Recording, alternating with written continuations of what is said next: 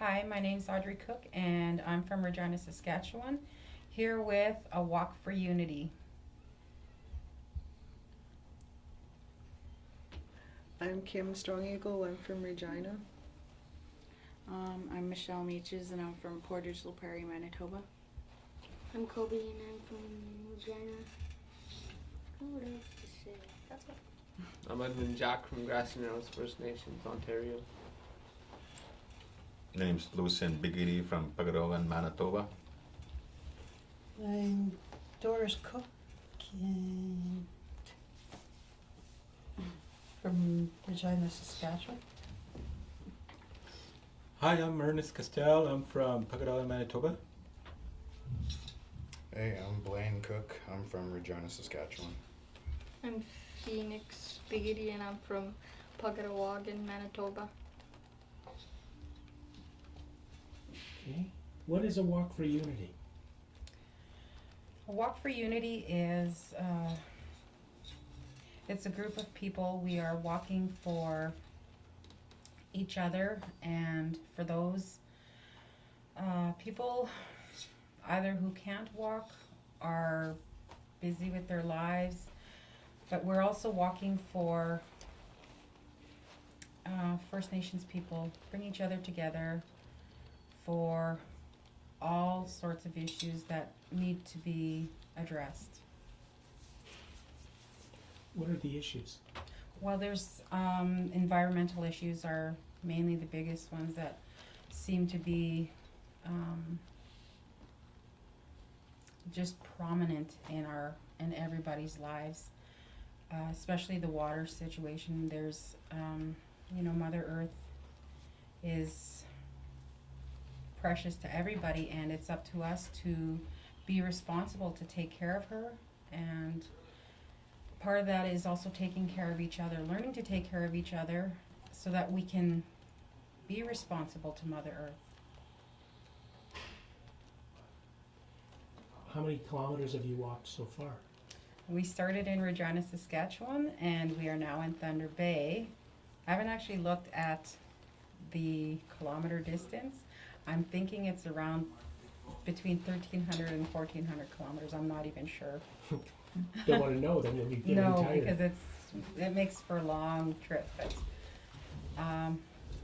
it's been adventurous would be the word so far. What's been the most exciting thing that's happened along the road? Bonding with new people, and as well as with our family, and reconnecting ties amongst relationships that were either separated or kind of distant. What's the weather been like coming across northern Ontario? Oh, what would be the word for it? The past week. Rainy. The last week has been rainy. It's like we traveled, as soon as we crossed the border, it was nice and sunny, and then it started to cloud over, and then it started to rain as soon as we got close to the lakes here. The trip coming across, you're staying out at Fort William First Nation right now? Yes, we are. Where are you staying out there? We are staying at the Fort William First Nation Youth Center, and it's a really great facility. It's a large open space, and that allows for the two boys that are traveling with us. They're 7 and 12. It allows them to just roam free and run and play, because it's really, I know how stressful it can be for them being cooped up in a vehicle for 12 hours a day. So that it's been a real joy watching them play and get to know each other and just have fun. So what's the date you want to hit Ottawa? We are aiming for June 21st, National Aboriginal Day, and that's also the Million First Peoples March as well. Now there's been a number of walks heading to Ottawa. Do you think the Prime Minister is starting to take some of the groups more seriously? I'm hoping he is, and all we can do is pray that he is, that some of his actions, he can at least try to change make some changes towards accepting who we are as a First Nation, and that it's also his responsibility to the people to begin to take care of us as well, and to stay focused on those responsibilities. Who's been supporting the walk coming across the country? It has been mostly out of pocket and with prayer, and I'm not even gonna call it luck, just prayer and blessings. We've had donations, people stop us on the road to talk, ask questions, and they give what they have. How do people find out more about A Walk for Unity? We have a Facebook page. It's called A Walk for Unity official page, and that is on Facebook. There is an email address connected to that. So if you look on the page, it'll show up there. And if someone wanted to make a contribution to help the walk, where would they go? We have now just established a CIBC account, and they can go into any branch location and make a donation. And that bank account will be posted very shortly. Does there anybody else have anything they'd like to add? What message would you send to the Prime Minister? I'm okay. You okay? No. Thank you, I'll pass. Well, everybody around, like in this walk, has different visions and different emotions as they walk. Like for myself, I like to let the First Nation people know that we're trying to stand up for something, to come together in solidarity, and let the Prime Minister know that the Aboriginal people are the owners of their land, and there's a lot of issues and people don't understand about First Nations reserves, that the majority of people that live in houses are overcrowded and poor running water sometimes. Even some places they still use, there's no sewer water out there. They live in third world countries, and we're so rich and in resources, yet we're so poor as Aboriginal people. And my vision is to see a national flag for Aboriginal people to fluffer with a League of Nations. We don't have that. I don't feel freedom around here. I don't feel I'm sovereign. I want an independent nation to be proud of us, to be proud about who we are as Native people. This is our land, this was our country before anything ever arrived here. Thank you. Midwich. Anybody else have a?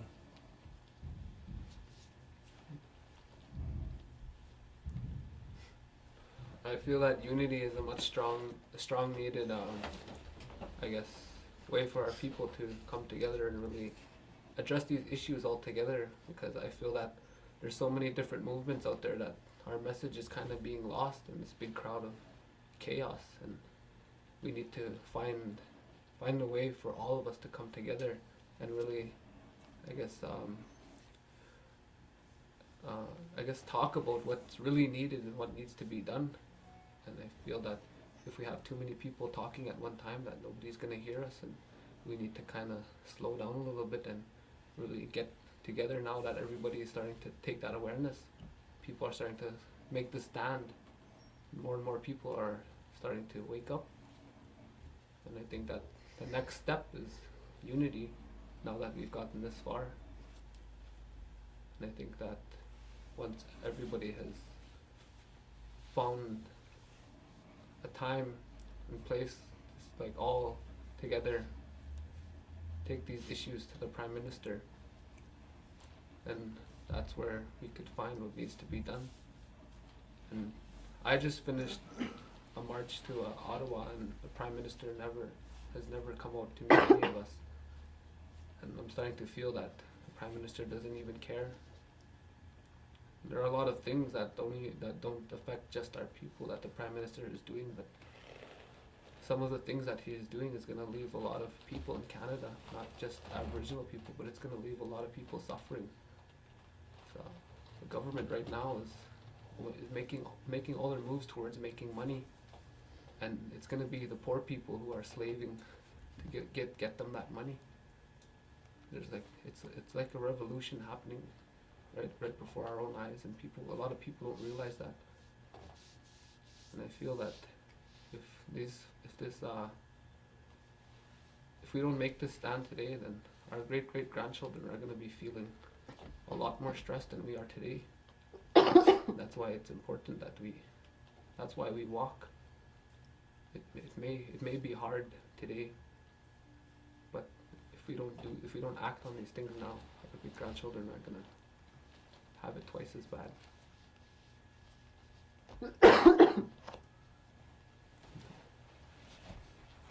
Jim McGuetch. Anybody else? Yeah, I'm just wondering if, Mr. Prime Minister, are you going to be waiting for another panda from China? Wake up. A lot of grass movement people are standing up now. There's just a few of us here, but we're reaching out. Unity, it's something that is slowly building, not just within our First Nations, but within the white peoples and the black peoples and the Orientals. We're unifying each other, and we're gonna come together. That's what I see. I've been walking, I walked over on a reserve there. Well, I forget what it was called. It was by, what was that? It's on this main highway though, past Dryden. We stopped at a little motel, and then I asked the motel guy, "Where's the nearest reserve?" And he says, he points to the back. "You're not going to find anything in there though. There's no stores, there's no gas bar, nothing back there." That's what he says to us. And I said, okay, well, I would like to go and see it. And we walk out of that motel, and then we get into our vehicles, and then we drove off into like where he was pointing off to. It was a nice road, well maintained, up until we got to the reserve marker that said to the left. On that condition of that road was very sad, because as soon as you got off there, you kind of sunk into the ground, and there was rock boulders and mud, clay. And I looked back at that other road where I guess the cottages were, and the other what do you call those, you know, when they go fishing? A resort. Resorts. They were down that road, and we went down that reserve road, and I thought, geez, this can't be the road to the reserve. It can't be this deplorable. So I stopped, and then I said to the other driver here, I don't think this is a reserve road because of the condition it is in. So I told her, well, I'm going to go down that other road and see if it's over there. So she said, okay, I'll meet you back here. And she took off down that road because her van is a little bit higher than mine. I have a minivan that's a little lower, so I went on that good road, and it was a windy road, and pretty well every driveway that went into a cottage, it had a sign there that said, "No trespassing, do not enter, private road." And I was thinking to myself, geez, I'm pretty sure this was somebody's trap line before from the First Nation that we're trying to find. and now it's all blocked up. You can drive on the road, but you can't go off. I'm sure that there used to be somebody that used to paddle there before when they were young, and I drove up there. I kept driving. I was thinking that, and then logging trucks going by with their backs. What do you call those trailers? Trailer full of logs that they were hauling to the sawmill. They were going by, and I was thinking, geez, whose pocket is that going to be going into? It's on First Nation land, but is it going to go to the First Nation? All these thoughts were going through my mind, as we were driving. So I finally said, well, the reserve's not over here. So I turned around, and then, sure enough, where we met, where we split up, that's where we met. It was like, she was telling me, okay, let's turn around. And then I turned around, and then almost in the exact same spot we met. And she said, we're not going there. It's going to start to rain. The road condition gets worse as you get closer to the reserve, Mhm. Yeah, you're going to bottom out, you're going to get stuck, and then what are we going to do? We don't have a tow truck.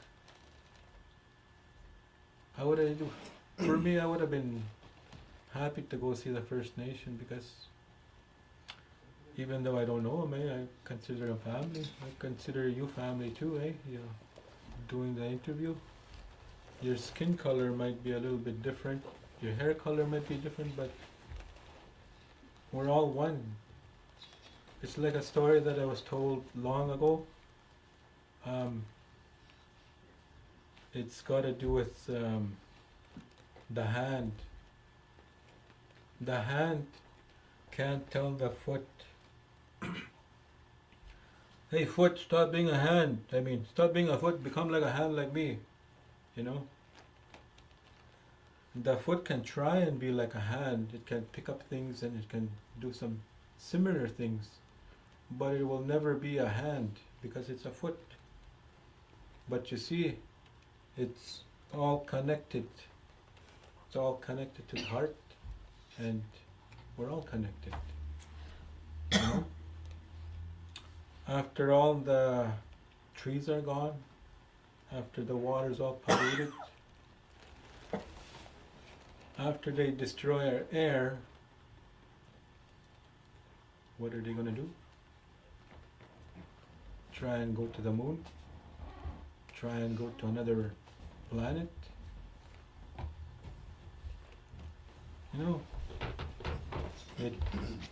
I get sad when I start thinking like that.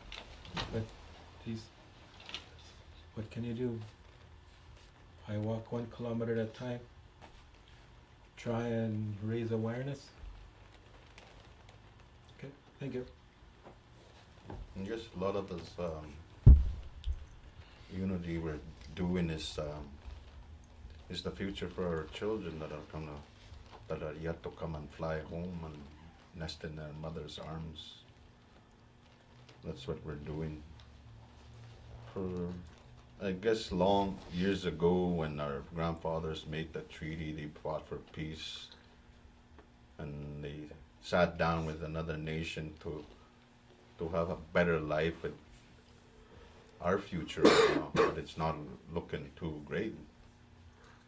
They were smart that long time ago. They even know they didn't have any education or intelligence what they did, but they sat down with the Creator, and they had a pipe that carried them.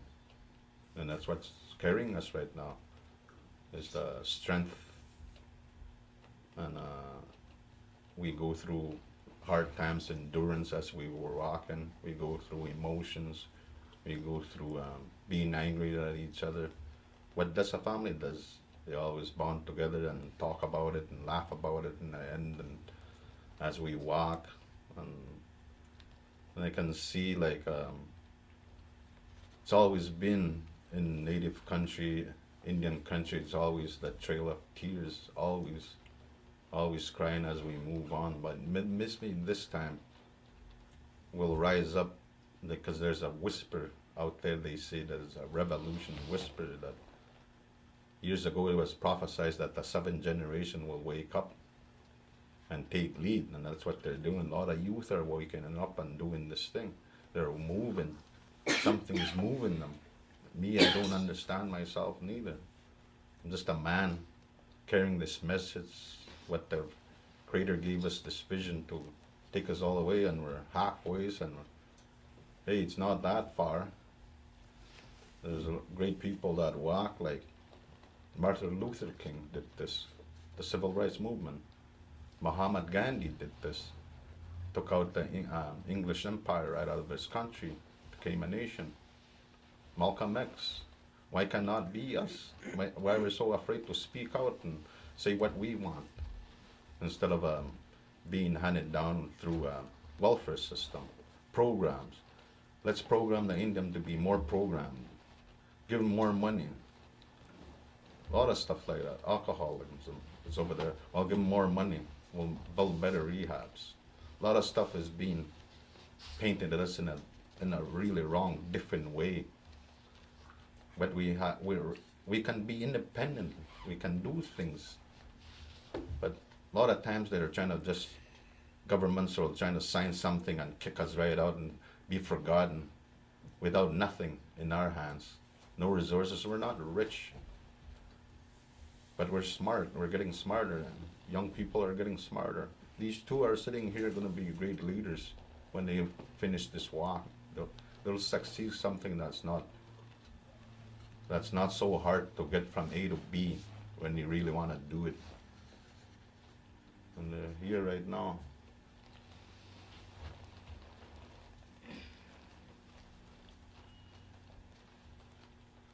Say something. Say a little bit something. Gangnam style. Hi.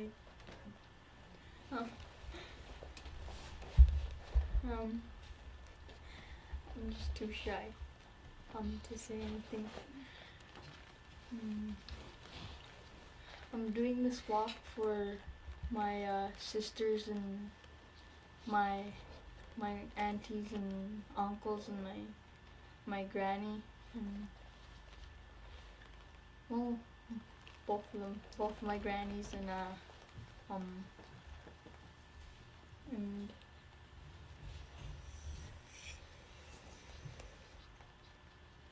I don't really know what to say.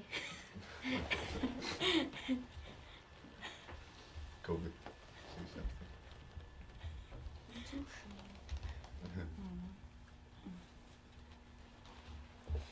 But watch. The older was watching you chew on your finger.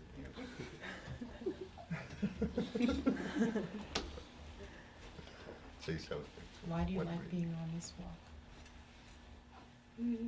How was the walk? Far? How's the land? Beautiful? I don't know what you're doing. What are you talking about? You're a ghost?